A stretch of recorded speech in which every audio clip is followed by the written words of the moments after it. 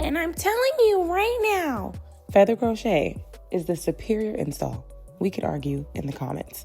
So I'm going to use a bleach bath on this Ywigs Burmese curly hair because I don't want to stretch the curls at all. I really enjoyed this.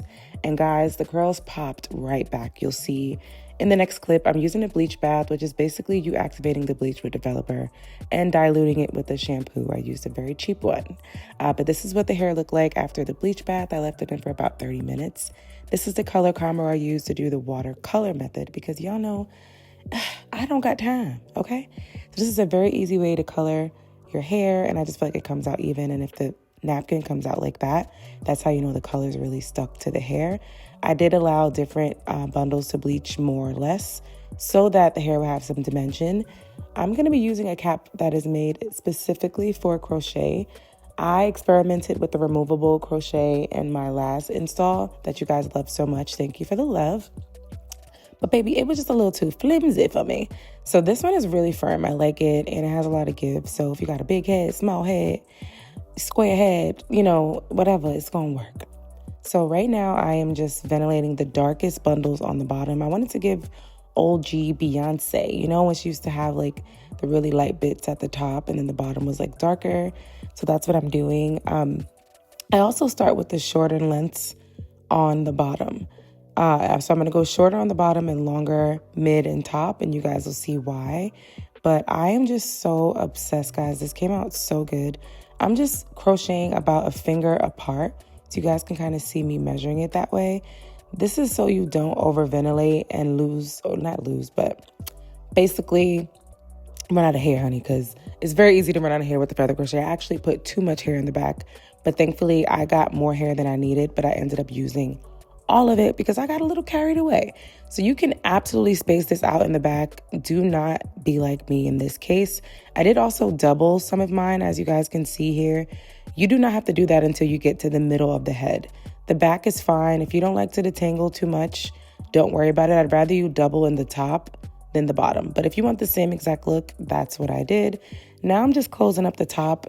And again, this is where I think you should go a little closer together because I did have to go back in and fill in these gaps because you could kind of see as the wind would blow, or so not the wind would blow, but the hypothetical wind would blow. I just knew that you would be able to see the cap. So I did go back and fill this in off camera, anticipating, you know, being clocked in real life. Now we're done ventilating, and I'm going to take that band that you guys see and I'm going to fold it in half because I just want to reinforce it a little bit because I'm going to be teasing it. So to me, fold it in half makes it a little bit sturdier. I'm going to cut the hair off the feather crochet, and I'm going to ventilate that through both pieces of the cap. It's just going to give you a little bit of resistance at first, but she'll get better. She'll be fine. Please excuse my psoriasis, guys. She likes to pop up whenever I have to film. So I'm just pulling one side through, and I'm going to secure it like so, like that. And then, because this is human hair, it will slip. I'm going to use nail glue to secure that knot. Just a little bit or a lot, it don't matter, but just try not to get it on the roots of the hair. So you guys will see that I'm going to keep repeating this over and over and over and over.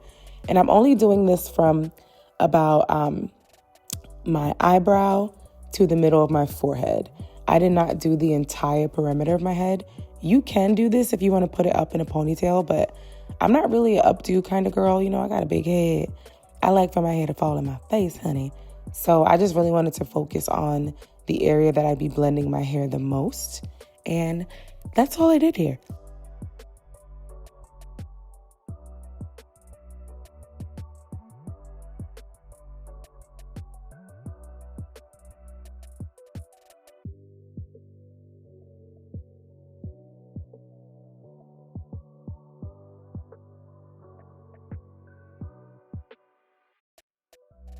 So I'm just showing you guys me doing it at different angles.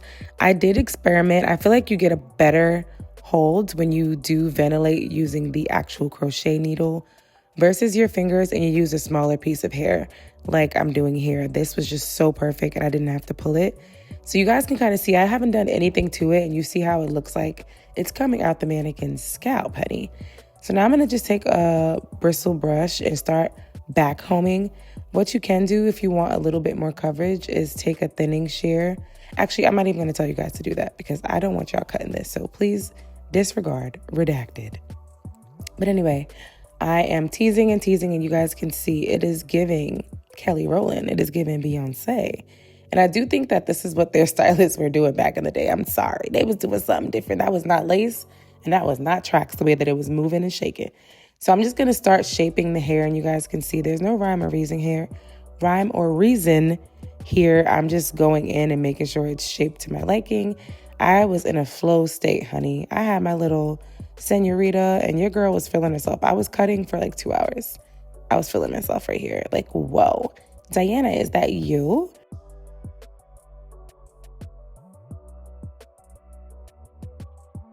So I went in to find the girls. I just used some Mazzani mousse and just went in, raked it through, and twisted the ends.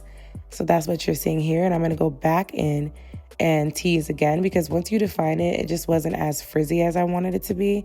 So I defined it again, and then I went back into that scalp part and kind of teased any parts I felt like I could still see the cap because it's not really a hair issue. I have more than enough hair.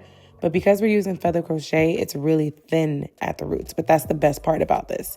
What I love about this install also gives me the biggest headache. So you're just going to feather and tease until you don't see the knots. Now, this is a little top secret, you guys. Something that I'm launching this year and I'm really excited about. But I'm just spraying my hair down, honey, because I want to make an announcement when I walk in the room, okay?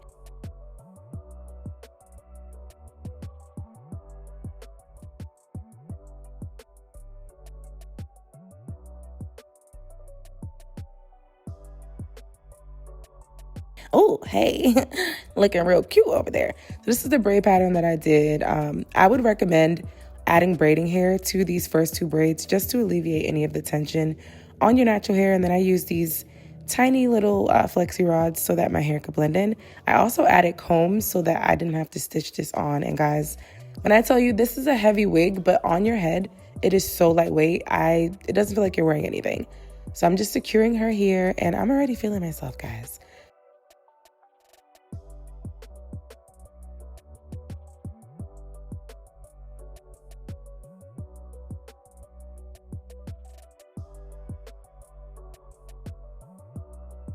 I'm going to take the flexi rods down and do them baby hers, okay? And this is the finished look.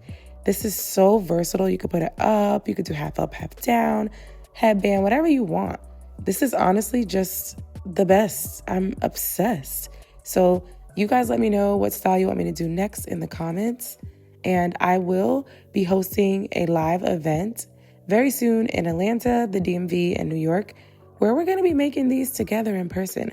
So if that's something you're interested in, let me know in the comments and I'll be able to get that info over to you.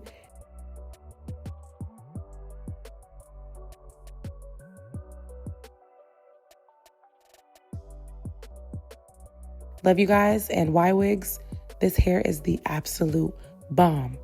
Give me 14 of them.